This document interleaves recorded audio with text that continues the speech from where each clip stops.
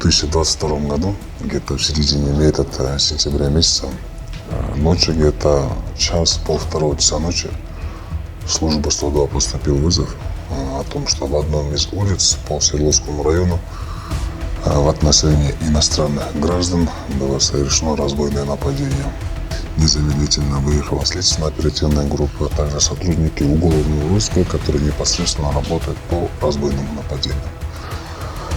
Приехав по данному адресу, побеседовав непосредственно с потерпевшей стороной, было установлено, что хозяйка дома, возвращаясь домой где-то около 17:30 часов, зайдя вовнутрь дома, обнаружила, что внутри ее квартиры находятся двое неизвестных лиц, у которых на руках был пистолет неустановленной марки, и также они были в масках. После чего, приставив к ней к колбу пистолет, начали пугать, ударив один раз, связали ее руки и ноги, после чего начали уже требовать с нее денежные средства. Она сама плохо разговаривала на русском языке, и они через ее телефон начали разговаривать с ней через Google переводчик.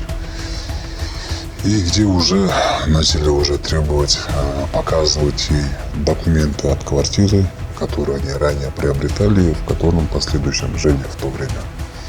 То, что дом был куплен на очень большую сумму денег, как это у вас денег нету, начали с нее требовать очень большое количество денег, где она начала говорить то, что у нее денег нету, то, что все деньги в основном хранятся у мужа. Потом они ее затолкали в душ, она где-то около 5 часов, сидела на полу в душевой кабинке. Они временно приходили, смотрели за ней, Потом где-то часов 11 вечера приехал ее муж.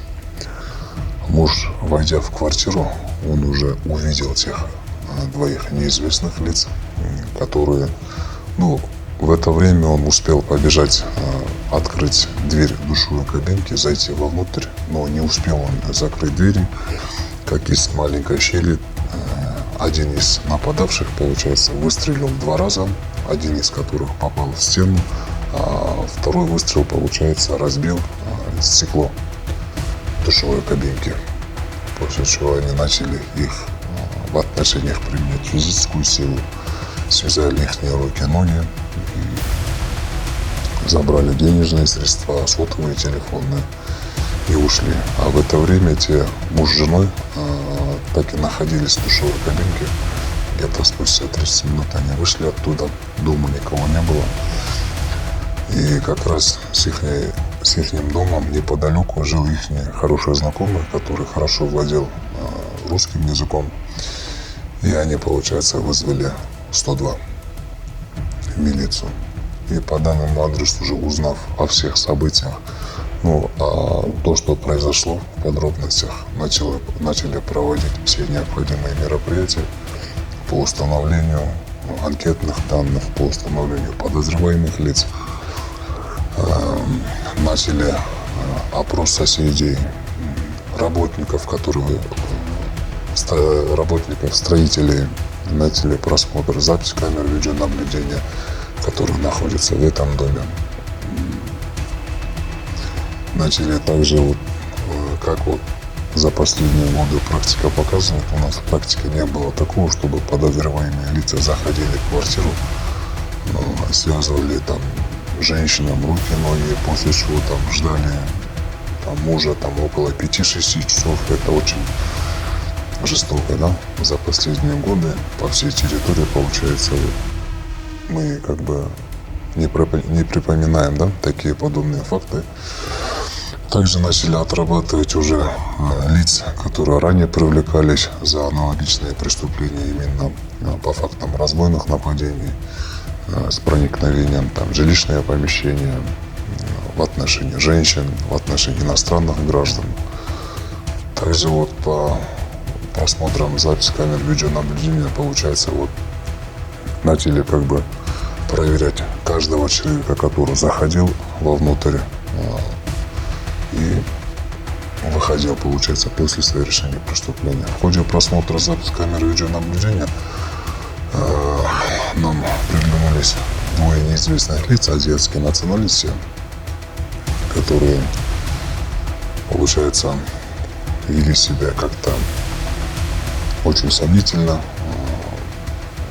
когда вот особенно выходили из дома, получается, они вот оглядывались и как-то вот шаги были быстрыми, как будто вот торопились куда-то. Потом уже начали смотреть их приход, во сколько они приходили.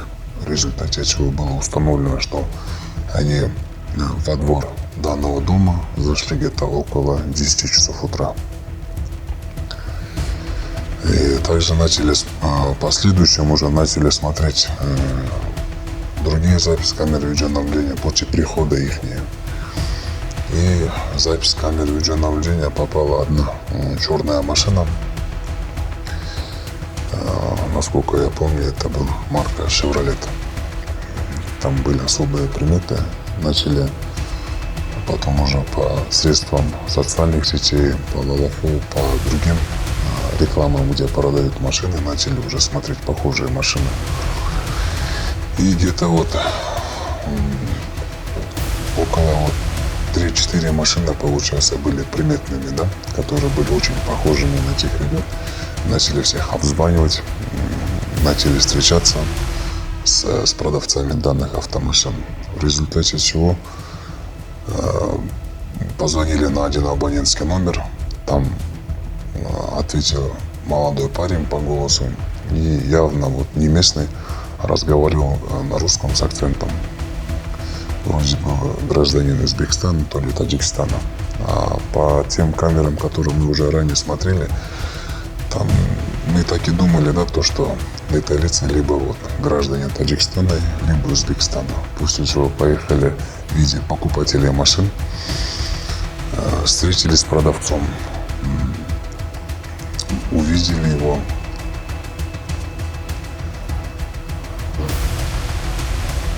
опознали.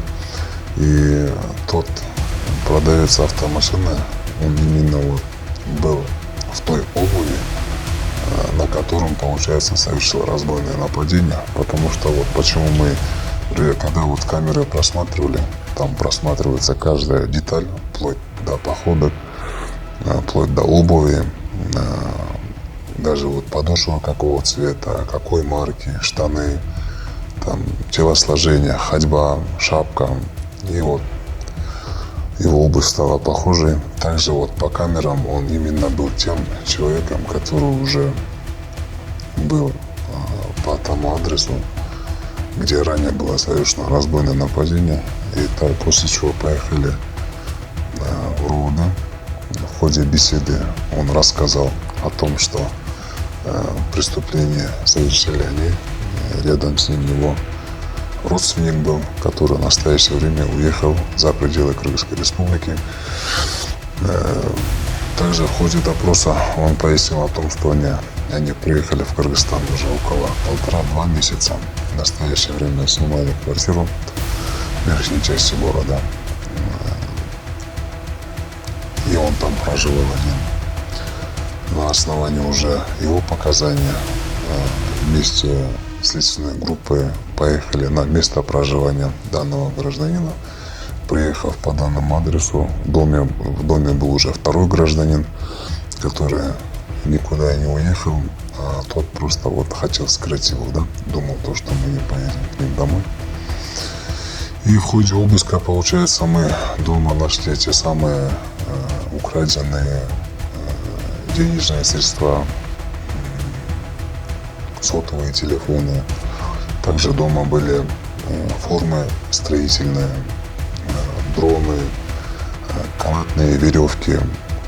Потом уже в ходе беседы они пояснили о том, что с этими гражданинами, именно с мужем, получается, они встретились, не поделили дорогу в одном из стоянок нашего ТРК, где они затаили злобу, да, на них. После чего уже как начали уже за ним следить.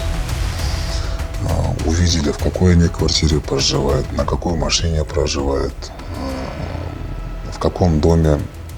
Они где-то за ними где-то около 10 дней следили. И то, что они заранее, получается, установили, на какой машине они передвигаются, туда прикрепили GPS-трекер, установили именно в какой квартире они проживают. Начали уже думать специально для этого, они купили дрон, чтобы вот там посмотреть, так как это было вот на верхнем этаже, они не могли вот понять, как туда спуститься. Через чердак, получается, заранее пошли. На чердаке, в принципе, в то время висел огромный замок. Заранее пошли туда, спилили этот замок, вышли на чердак, а оттуда вот через канатные веревки, получается, спустились на балкон и через балкон зашли в данную квартиру.